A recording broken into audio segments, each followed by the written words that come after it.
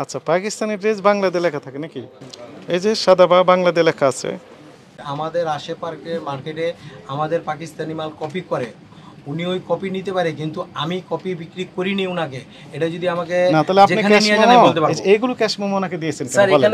এখানে আমার রং হয়েছে, এটা মানি, কিন্তু স্যার আমি কপি মাল বিক্রি করি না। আমার দোকানে এক পিস কপি আমি এবং এনার কপি কাছ বিক্রি থেকে করি না। কিনেছেন, এই যে এই সাদা লেখা আছে স্যার এখানে। উনি আমার থেকে নিচে পাকিস্তানিরা, উনি তো যেটা দেখেছে ওইটা নেয় নাই স্যার, ওইটা নেয় নাই, যেটা আপনি টিভিতে দেখছি ওইটা আমাদের নেয় নাই স্যার। I can challenge. আপনি কাপড় বিক্রি করেন পাকিস্তানি থ্রি পিস বিক্রি করি, শুধু পাকিস্তানি, শুধু পাকিস্তানি, অন্য কিছু বিক্রি করেন না? যা বিক্রি করেন সবগুলো সব পাকিস্তানি, পাকিস্তানি, যা আছে সবগুলো পাকিস্তানি। পাকিস্তানি, জি জি। পাকিস্তানি আপনি নিজে নিয়ে আসেন না কোথা থেকে কিনে? আমি হলো ইম্পোর্টার। ইম্পোর্টার, কি মানে আমাদের ওখান থেকে পাকিস্তানে দেয়, আর এখানে ইম্পোর্টার আছে, ওনার কাছ থেকে আমরা নিই। 1 জানুয়ারি থেকে এ পর্যন্ত যত ক্যাশ মেমো আছে সবগুলো আমরা একটু দেখবো। 1 জানুয়ারি থেকে যা ক্যাশ মেমো আছে, হুম, তাহলে স্যার আমাকে সময় দিতে হবে। এখানে আছেন আপনার? এখানে নেই কোথায় আছে? এটা স্যার আমরা কি করি, অনেক সময় ক্যাশ মেমো মনে করেন ওই যে মিলানের জন্য বা স্টক করার জন্য, হ্যাঁ, এটা আমরা নিয়ে যাই আমাদের বাসায়। বাসায় নিয়ে যান? জি স্যার। তো বাসায় রাখেন কেন? আসলে স্যার ওই যে মানে ঈদের টাইমে নিয়ে গেছি তো, অনেক সময় মিলানের জন্য আর কি মিলেন? যে স্টক মিলানের জন্য বা করার জন্য। রেজিস্টার মেনটেন করেন? রেজিস্টার একটু দেখান তো দেখি, কার কাছ থেকে নিয়েছেন, কতটা বিক্রি করছেন, কার কাছে, সেই তথ্য আমি একটু নিতে চাই। ওগুলি তো স্যার রাখি না। কেন রাখবেন না? আপনার রেজিস্টার থাকবে না? না স্যার, ওইগুলি কেন রাখি থাকবে না? আসে। আপনার রেজিস্টার থাকবে না যে এত তারিখে পেলাম এত স্যার, এতটি register এই করি। আইটেম, আর বিক্রি হলো এতগুলো, অবশিষ্ট থাকলে না স্যার, এতগুলো? এটা করি না স্যার। কার কাছে কতগুলো বিক্রি করেন? হ্যাঁ, এটা তো মেমোতেই থাকে স্যার। মেমো তো নেই আপনার কাছে? এই যে মেমো আছে, মানে যেটা মেমো বের করেন, যতগুলো আছে সব বের করেন।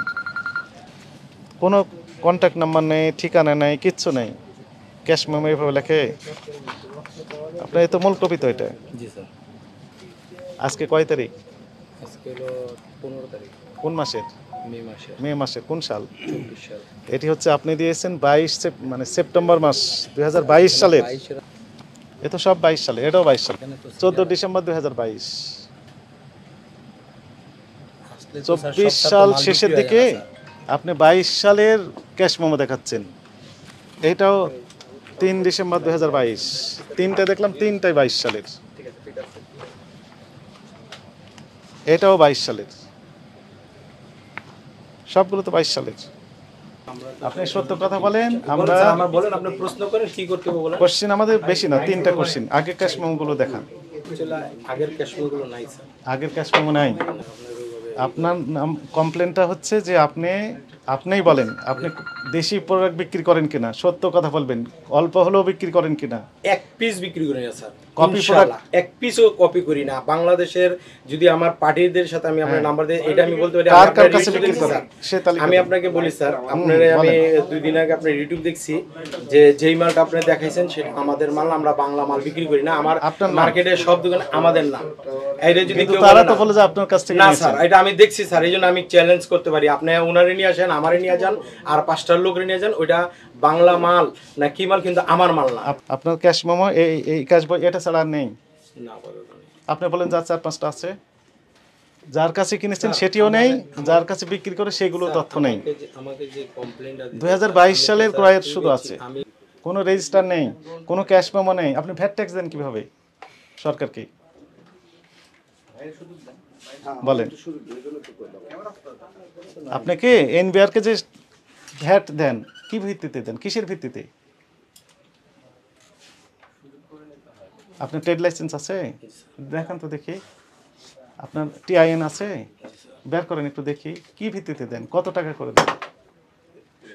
স্যার আমরা হলো মানে এখানে সেলের উপরে প্রতি মাসে অল্প অল্প দিয়ে দিই। মানে অল্প অল্প করে দেন সেলের কোন কি? আপনার তো সেল তো বোঝা যাচ্ছে না,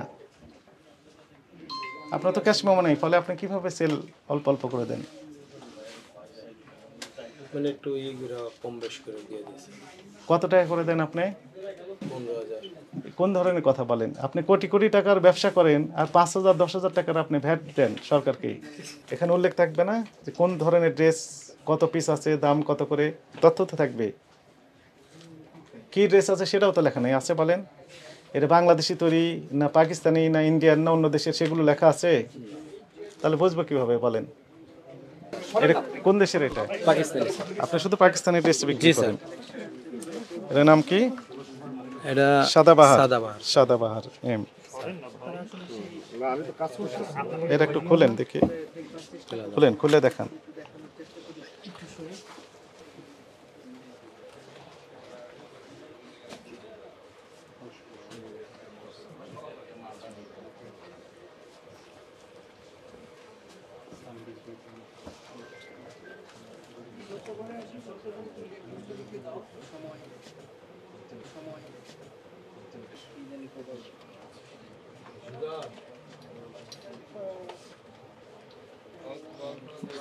আচ্ছা, পাকিস্তানি ড্রেস বাংলাতে লেখা থাকে নাকি? এই যে সাদাবা বাংলাতে লেখা আছে। আর একটা দেখান তো দেখি, অন্যটা।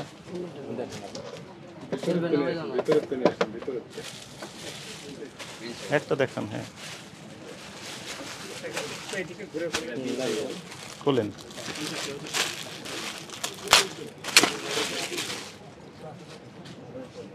আচ্ছা, নিচের অংশটাও আমি একটু দেখবো।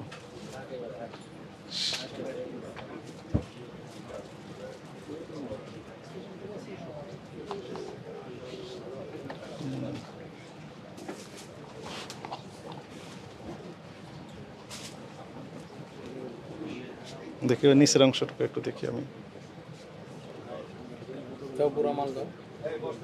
সাইদ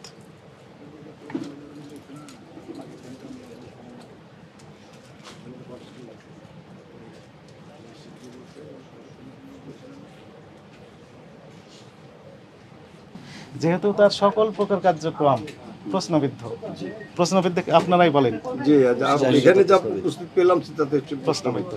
এই জন্য আমাদের রায়টা হচ্ছে যে আপনার এই প্রতিষ্ঠানের সকল প্রকার কার্যক্রম জনস্বার্থে পরবর্তী নির্দেশ না দেওয়া পর্যন্ত বন্ধ রাখতে হবে। জাতীয় ভোক্তা অধিকার সনদ অধিদপ্তরের মহাপরিচালক মহোদয়ের নির্দেশনায় আজকের এই বিশেষ অভিযানটি পরিচালনা করা হলো। আপনারা অবগত আছেন যে একজন অভিযোগকারীর অভিযোগের প্রেক্ষিতে, অর্থাৎ পাকিস্তানি ড্রেস বলে লোকাল ড্রেস যে বিক্রি করা হয়েছে, এই অভিযোগের প্রেক্ষিতে সানভিজ বাই তনি নামের যে প্রতিষ্ঠানটি রয়েছে গুলশান পুলিশ প্লাজায়, সেখানে গত পরশু অভিযান পরিচালনা করা হয়। তো সেখানে অভিযান পরিচালনা করার পর ওই প্রতিষ্ঠানের ম্যানেজার এবং অ্যাসিস্ট্যান্ট ম্যানেজার সাহেব সহ অন্যান্য যিনারা ছিলেন, এই ড্রেস যে পাকিস্তানের তা সপক্ষে কোনো রকমের কাগজপত্র দেখাতে পারে নাই। এর প্রেক্ষিতে ওই প্রতিষ্ঠানটি জনস্বার্থে পরবর্তী নির্দেশ না দেওয়া পর্যন্ত সাময়িকভাবে বন্ধ রাখার ঘোষণা দেওয়া হয়। এর প্রেক্ষিতে পরের দিন অর্থাৎ গতকাল ওই প্রতিষ্ঠানের স্বত্বাধিকারী আমাদের অধিদপ্তরে উপস্থিত হয়ে ব্যাখ্যা প্রদান করেন এবং তিনি জানান যে এই ড্রেসটি আজকের যে প্রতিষ্ঠানে আমরা অভিযানে এসেছি, এই প্রতিষ্ঠান নামটি হচ্ছে লাখানি কালেকশন, এই প্রতিষ্ঠান থেকে ক্রয় করেছেন। তো তাহলে সেই ক্ষেত্রে আমাদের এখন দায়িত্ব এসে দাঁড়ালো যে আসলে এই লাখানি কালেকশন সেই ড্রেসটি বিক্রি করেছে কিনা, আর যদি বিক্রি করে থাকে তাহলে কোথা থেকে কালেকশন করেছেন অর্থাৎ ক্রয় করেছেন, সেটি আসলে পাকিস্তানি কিনা। এই তদন্ত করার জন্যই মূলত মহাপরিচালক মহোদয় আমাদের এই টিমকে আজকে পাঠিয়েছেন। এখানে এসে আমরা যে তদন্ত করে যেটি পেলাম সেটি হচ্ছে যে এই প্রতিষ্ঠানের যিনি স্বত্বাধিকারী আমার ডান পাশেই রয়েছেন, ইনি এই ড্রেসগুলো যেখান থেকে ক্রয় করেছেন সেই ক্রয়ের ক্যাশ মেমো স্পষ্ট দেখাতে পারছেন না, এবং উনি যে বিক্রি করেন যাদের কাছে, কাস্টমারের কাছে উনি হোলসেল করেন, তো সেক্ষেত্রে বিক্রির যে ক্যাশ মেমো থাকা কথা ছিল পাকা ক্যাশ মেমো, সেগুলো উনি দেখাতে পারছেন না। একই সাথে কিছু কিছু ব্ল্যাঙ্ক ক্যাশ মেমো আমরা পেয়েছি, মানে ব্ল্যাঙ্ক না অর্থাৎ পুরাতন ক্যাশ মেমো আমরা কিছু কালেকশন করেছি, সেখানে এই প্রতিষ্ঠানের নাম ঠিকানা স্পষ্ট কিছুই লেখা নেই, ইভেন কন্ট্যাক্ট নাম্বারও নেই। এই সবগুলো সন্দেহজনক কার্যক্রম।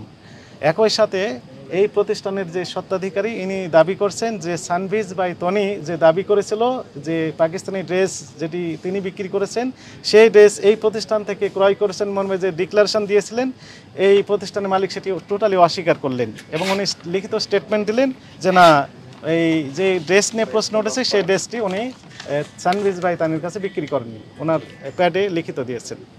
তাহলে এখানে অনেক কোশ্চিন আমাদের কাছে দেখা দিল। এই বিষয়গুলো যেহেতু সন্দেহজনক থেকেই গেল, আর এনার কার্যক্রমও অনেকটা সন্দেহজনক, সব কিছু মিলে এই প্রতিষ্ঠানের সকল প্রকার কার্যক্রম জনস্বার্থে পরবর্তী নির্দেশ না দেওয়া পর্যন্ত বন্ধ রাখার ঘোষণা দেওয়া হলো।